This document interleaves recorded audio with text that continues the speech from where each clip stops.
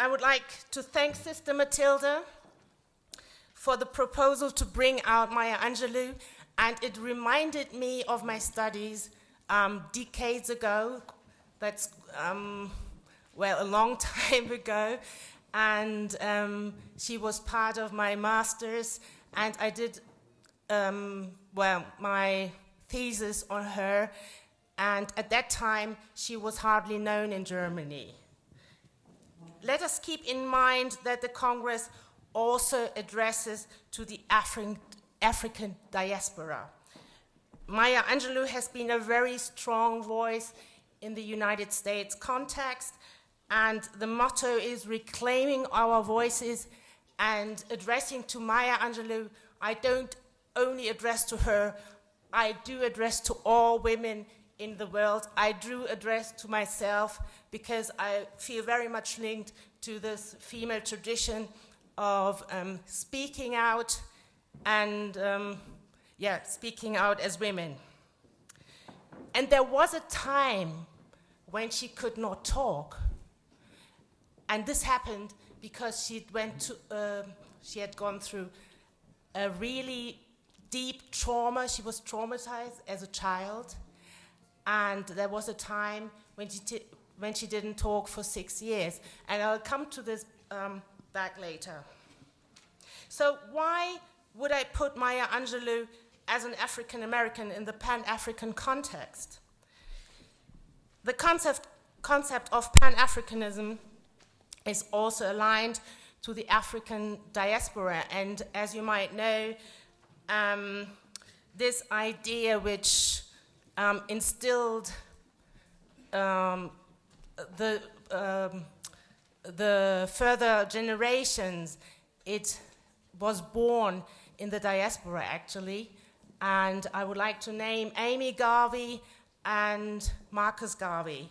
So the Pan-African context includes more than the African continent. It includes a whole collective history because it's about the Black experience in general.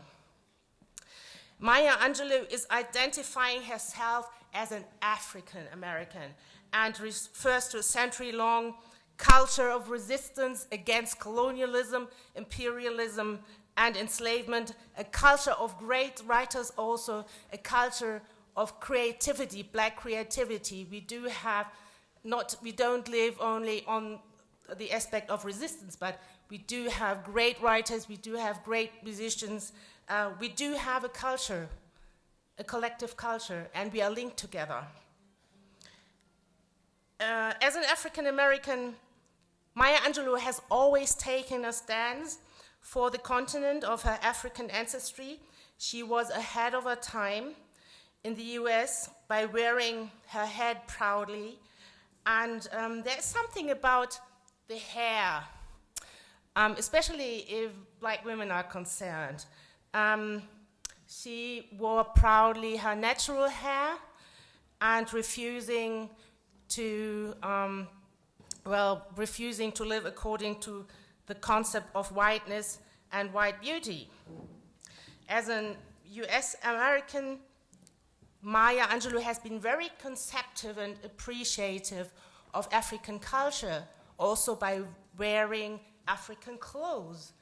I mean, it was something very unusual in the 60s at that time in the US to wear African clothes as an Afro-American. And as a writer, she is linked to a certain politics of women. We women sometimes don't come up front, but we do link together, and there are a lot of great writers, female Black writers. And the literary field has always been a field for Black women to do politics and to express themselves. Literary exchange has been a mutual empowerment. For example, through gathering, through talking, exchanging narratives, writing.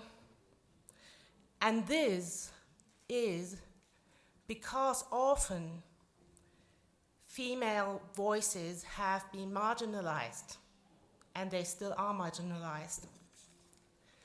So Maya Angelou is aligned to other black female writers in the black context.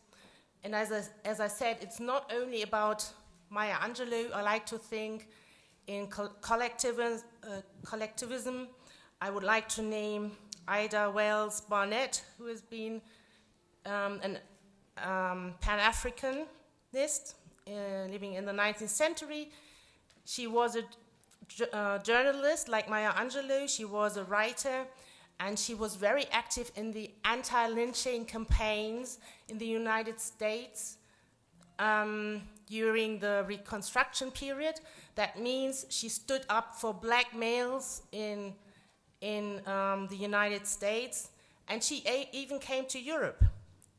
And I would like to recall Mariama Ba, a Senegalese writer.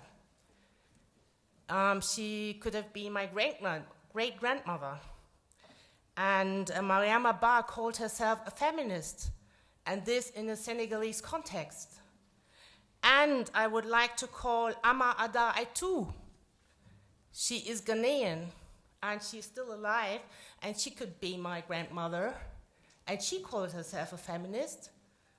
So we do have women on the African continent, and in the context of Pan-Africanism, who openly call themselves feminists. And that doesn't mean that we want to exclude any brothers. No, it's about sharing, it's about participating, it's about giving each other space.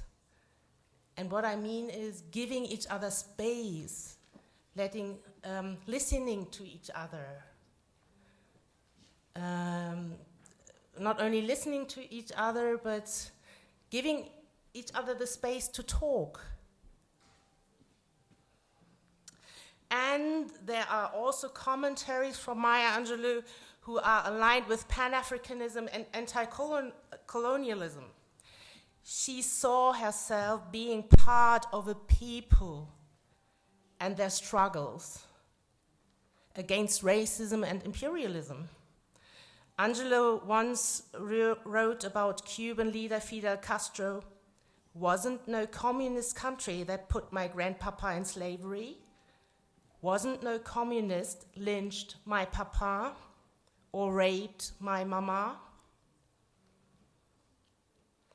As to her person, as you have seen in the film, Maya Angelou was a great performer. She worked with her voice. She could catch people's attention by her voice, and she lived through her narratives.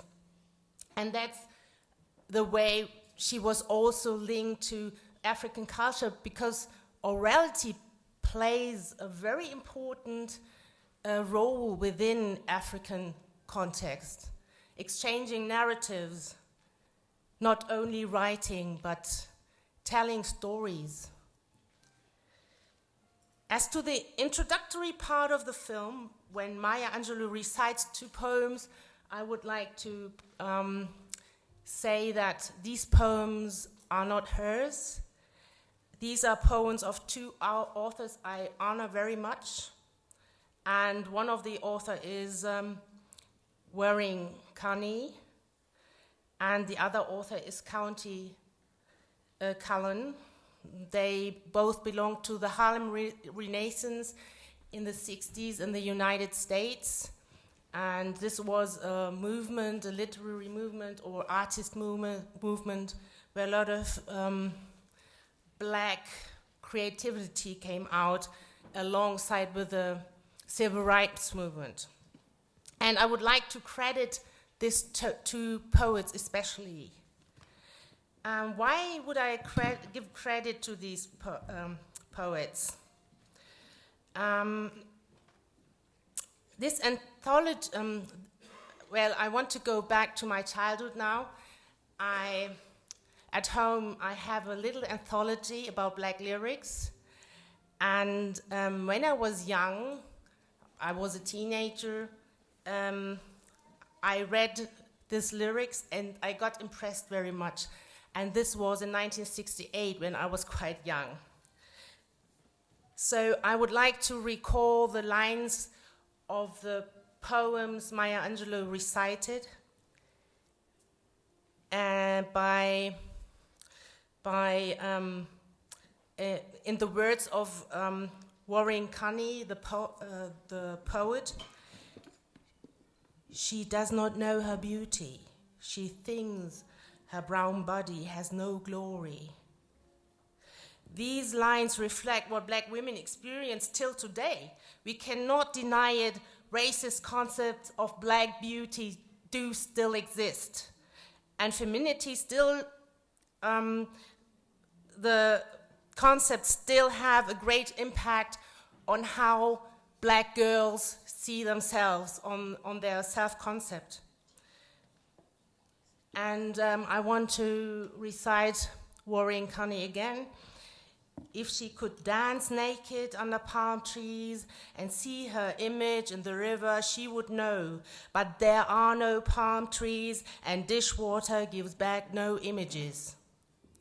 The invisibility of black women and the representation of whiteness as the utmost expression of beauty is still reality. We as black women are often told we are not pretty enough. We are pretty by white standards. We are hypersexualized. I refer to the part of Africanness which is our own, but which is devalued. And I'm referring to the way we wear our hair. I refer to skin. I refer to all these tokens of white supremacy.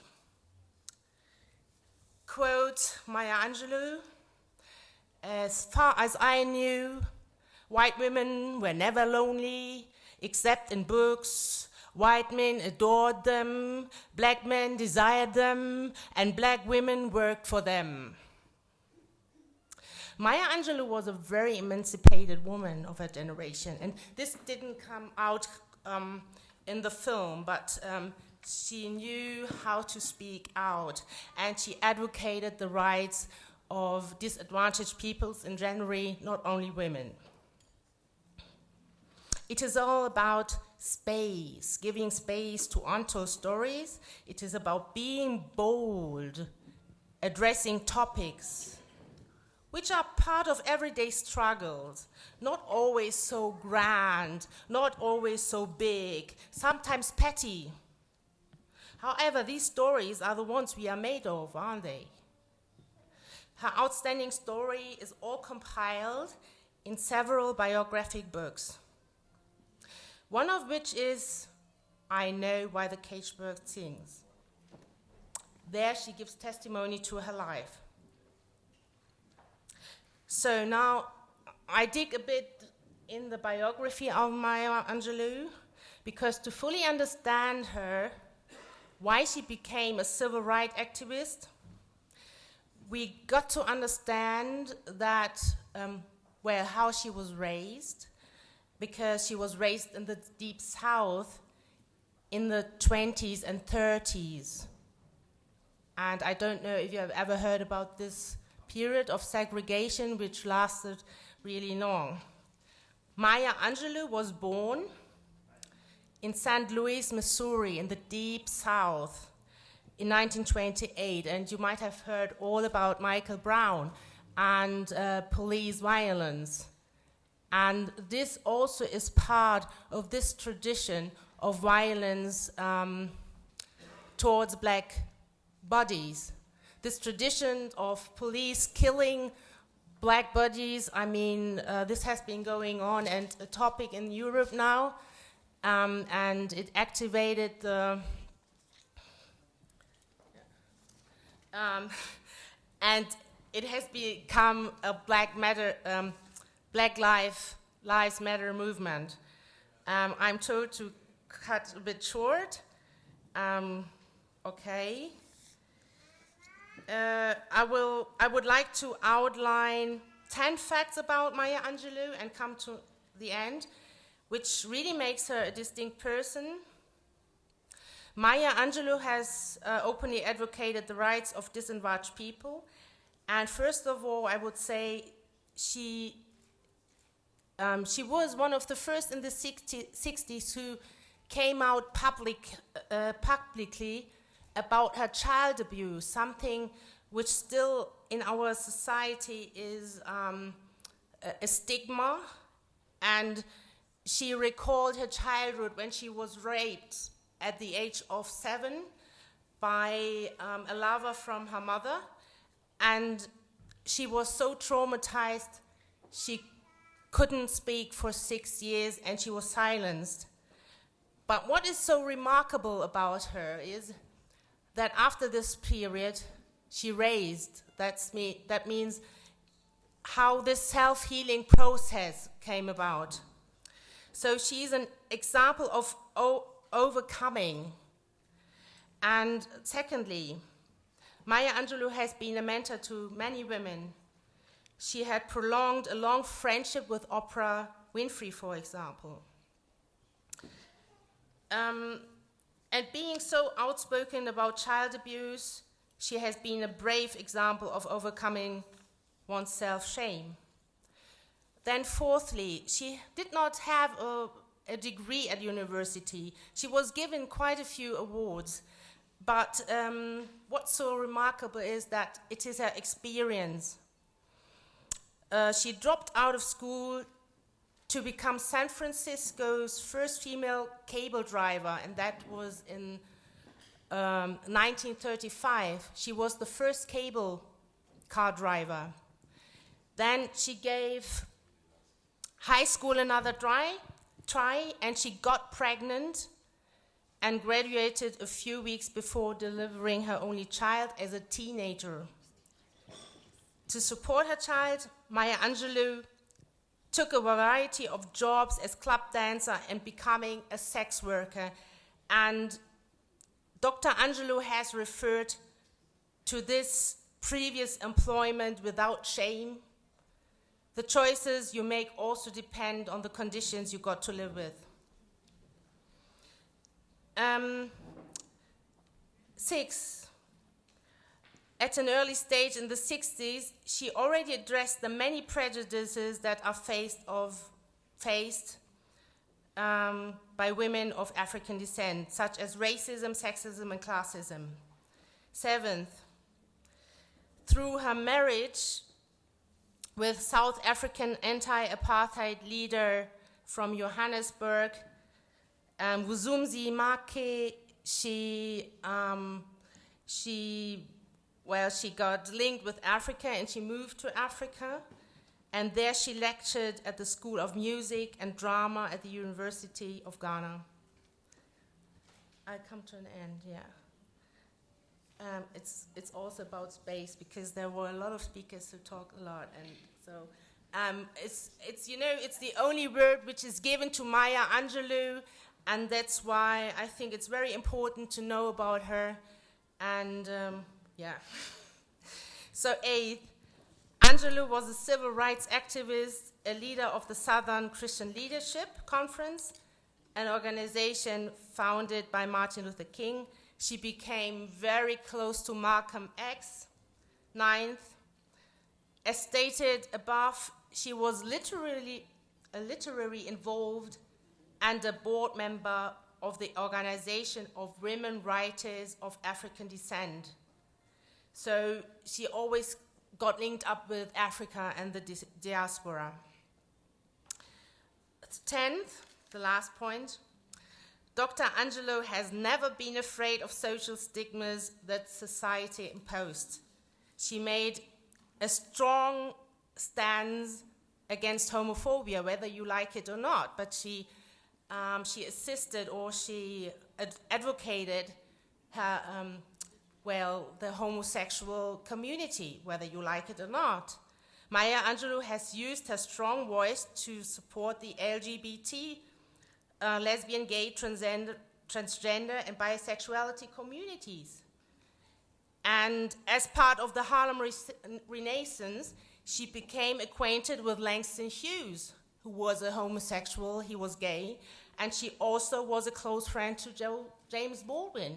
He also was homosexual and gay. So coming to an end by challenging the Western concept, I dare say that she was a historian, because she not only wrote about herself, but she wrote about, she took up a representative role for other women speaking, and Angelou took up activism while she was working hard, and she was raising her child as a teenager, as an artist, and she had to struggle to pay her rent. She was doing the hard work of fundraising for her community, sending out letters and representing the organization. So Maya Angelou is a role model for self-education, self-assertion of Black women in their own right. And yes, sometimes we like to cook. Yes, sometimes we like to provide. And we also like to be companions. But who says we are not able to come up front? And who says we do not have visions too? Several decades ago, women faced strong discrimination with notions that women should be submissive and stay in the home. Maya Angelou has spoken for many voices of Black women who are still silenced through white and male-dominated structures. And we still experience that today. We as women can be very political. We are not only caretakers, we are inventors, we are creators. We can be very outspoken. And if there is time to keep silence, then we will stay silent. And if there is time to talk, then we talk. And so if we as Black women are not given a voice and space, we must seize it. The world just does not move if 50% of the people is excluded. And we as women are part of the world. And I would also make the link to Thomas Sankara, who is a hero to me. So we as women are part of the world and struggles, and working hand in hand with each other, with us, means progress. Thank you very much for your attention.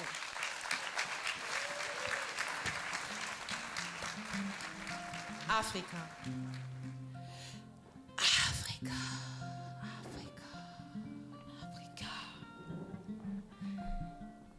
So lag sie nieder, wie Zuckerrohrsüße.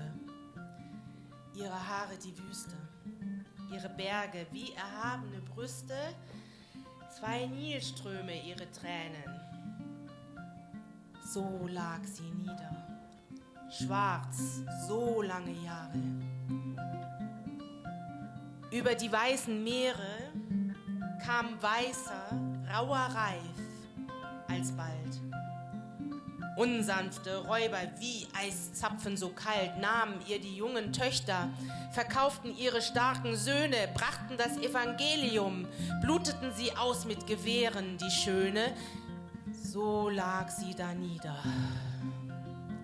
Nun sich erhebend, erinnert sie ihr Leid, erinnert sich ihrer Verluste, ihre Schreie laut und vergeblich, ihre Erinnerung an reichem Überflusse, ihre Geschichte zerschlagen, sie schreitet, obwohl sie da niederlag.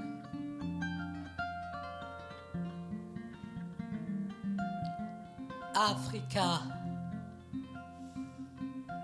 Afrika. Afrique. Traduction de Samuel Légitimus et Mathilda Légitimus. Afrique.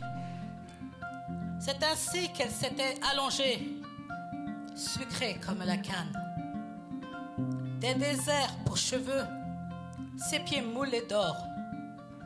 Des montagnes forment ses seins, 2 Nils, puis de ses larmes. C'est ainsi qu'elle s'est allongée, noire, durant des années. Par-dessus les mers blanches, le gel blanc et froid, des brigands impassibles, téméraires et glacés. ont volé ses frêles filles, vendu ses robustes fils, l'ont converti avec Jésus, l'ont fait saigner de leurs armes. C'est ainsi qu'elle s'est allongée. Maintenant, elle se soulève, se souvenant des douleurs, se souvenant des pertes, des cris perçants et vains, se rappelant de ses richesses, son histoire poignardée. À présent, elle avance à grands pas, bien qu'elle se soit allongée.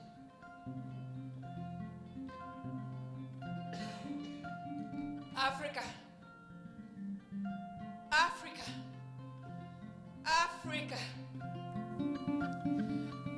There she has lain, sugarcane sweet, desert her hair, gold in her feet, mountain her breasts, 2 Niles her tears.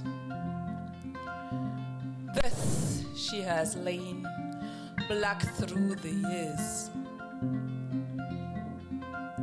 Over the wide seas, rime white and gold, brigands and gentled, I cycle bold, took her young daughters, sold her strong sons, judged her with Jesus, blitzed her with guns. Thus she has lain. Now she is rising. Remember her pain, remember the losses, her screams loud and vain. Remember her riches, her history slain. Now she is striding, although she has lain.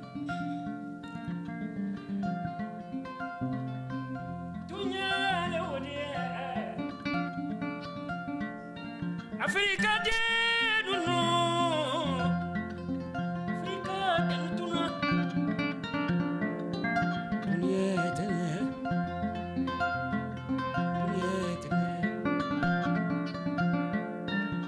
anyembolo di nyoma de,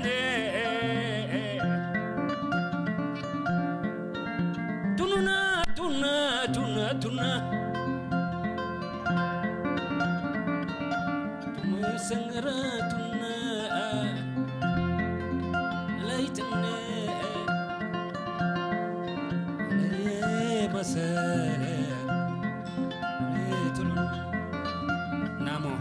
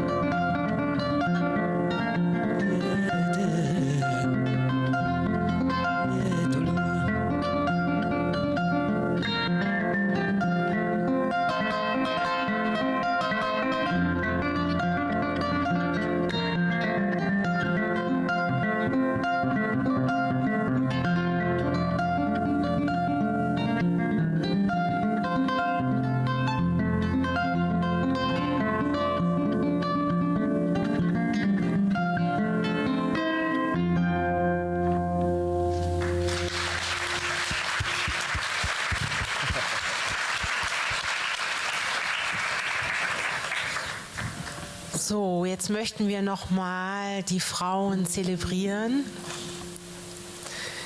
Uns phänomenale Frauen. Phänomenale Frau. Die schönen Frauen wundern sich, wo mein Geheimnis liegt. Ich bin nicht süß, nicht puppenhaft, nicht Schein, der trügt.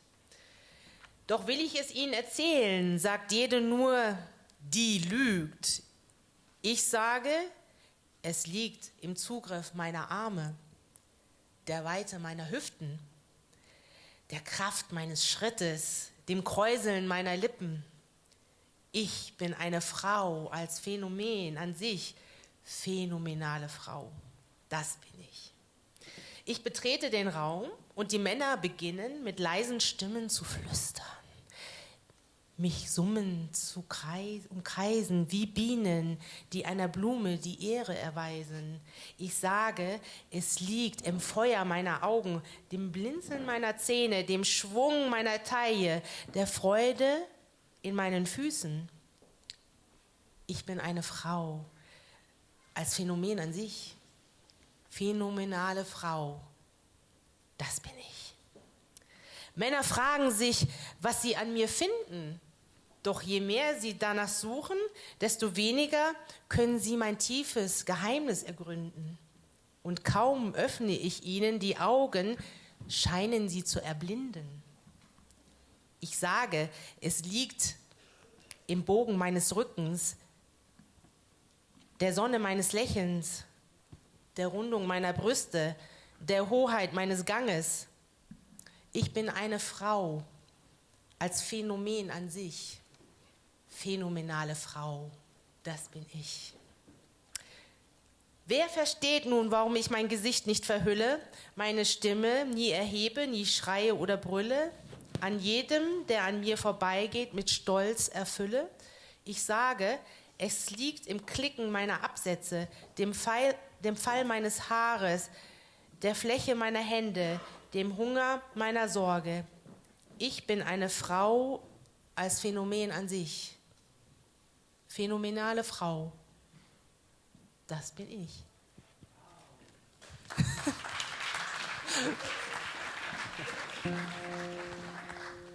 Femme phénoménale. Traduction, Mathilda et Samuel Légitimus. Les jolies femmes se demandent où réside mon secret. Je suis loin d'être mignonne ou de taille mannequin. Mais quand je leur révèle, elles pensent que je mens. Je dis, c'est dans la portée de mes bras, la foulée de mes pas, l'ourlure de mes lèvres. Je suis une femme, incroyablement. La femme phénoménale, c'est moi. Je marche dans une chambre fraîche à souhait, et pour un homme, les consoeurs se lèvent ou tombent à genoux. Mais eux bourdonnent autour de moi, une vraie ruche d'abeilles. Je dis, c'est dans le feu de mon regard, et l'éclat de mes dents, le balancement de ma taille, et la joie de mes pieds. Je suis une femme, incroyablement. La femme phénoménale, c'est moi. Même les hommes se demandent ce qu'ils voyaient en moi. Ils essaient tant, mais n'arrivent pas à palper mon mystère intérieur. Quand je tente de l'éclaircir, ils disent ne toujours pas voir. Je dis, c'est dans la cambrure de mon dos, le soleil de mon sourire, le tracé de mes seins, la grâce de mon style. Je suis une femme. Incroyablement, la femme phénoménale, c'est moi. Vous comprenez à présent pourquoi ma tête ne s'abaisse pas? Je n'ai pas à crier ou à sauter ou à parler trop fort. Quand vous me voyez passer, ça vous remplir de fierté. Je dis, c'est dans mes claquements de talons, l'ondulation de mes cheveux, la paume de mes mains, la nécessité de mes soins. C'est que je suis une femme, incroyablement. La femme phénoménale, c'est moi.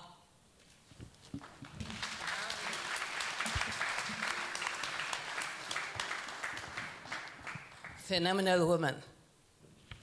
Pretty women wonder where my secret lies. I'm not cute or built to suit a fashion model size, but when I start to tell them, they think I'm telling lies. I say, it's in the reach of my arms, the span of my hips, the stride of my strap, the curl of my lips. I'm a woman, phenomenally. Phenomenal woman, that's me. I walk into a room just as cool as you please. And to a man, the fellows stand or fall down on their knees. Then they swarm around me as hive of honey bees.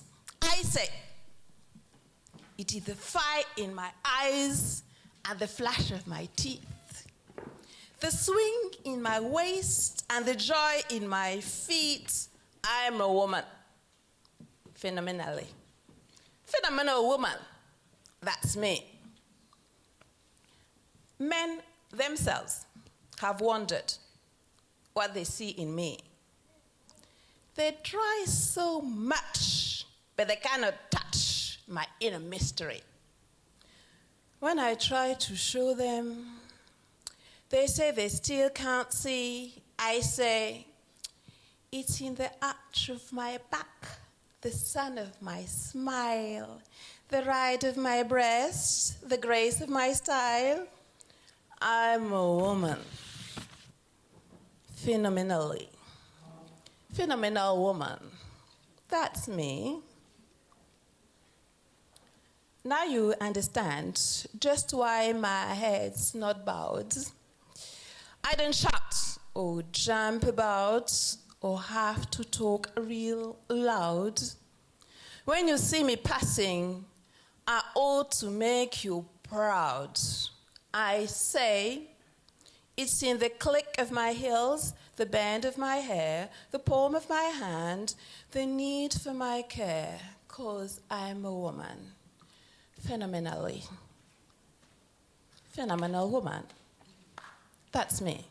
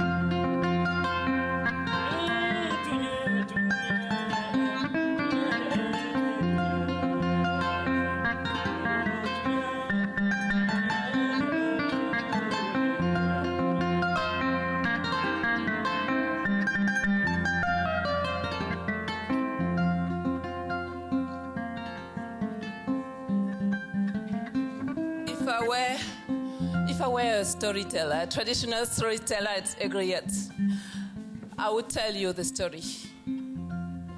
The story of Yenenga, the princess, who was so beautiful and so cute, who was so wonderful her father wanted to keep her for himself. So she was so desperate, she didn't know what to do because she wanted to fulfill her life as a woman. So she decided to take some okra, to plant them, and to wait till they grew, till they become ripe, till they become dry. And then her father passed by and say, my daughter, what is happening? What do you let this okra become dry? She said, Father, this is exactly what you do to me.